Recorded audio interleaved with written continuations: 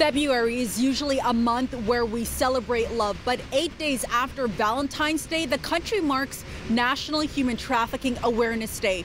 Police and advocates say this is a form of exploitation that all Canadians need to be aware of. At the bottom of the screen, the phone number for the National Human Trafficking Hotline, should you or anyone else need it. He loved me. He just made me feel really good about myself. More often than not in Canada, human trafficking is taking place by someone that an individual loves and trusts. So traffickers position themselves as a boyfriend, a friend. They'll often love bomb, shower them with expensive gifts and attention. And that's used to manipulate and coerce victims into the commercial sex market, with the traffickers profiting off their exploitation. Quickly, this turns into a pretty sick form of emotional and psychological abuse, where they're distancing their victims from their friends and family.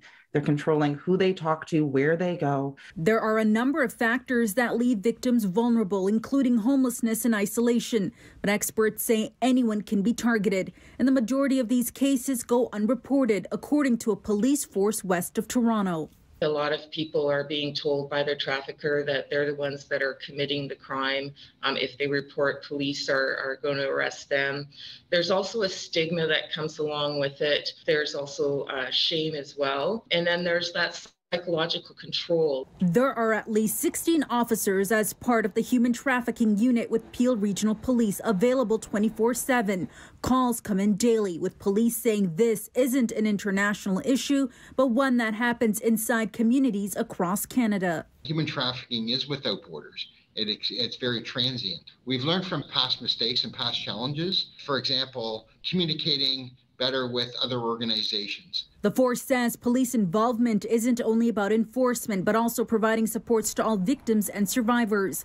They're engaged with the courts, also working with a hub of 40 community organizations. An individual can come to one place and receive all of those supports and services. And also, too, we have dedicated housing. We do have a safe house, and we also have a transitional home as well. Prevention and detection is key. Police and advocates say it's vital to raise more awareness about human trafficking.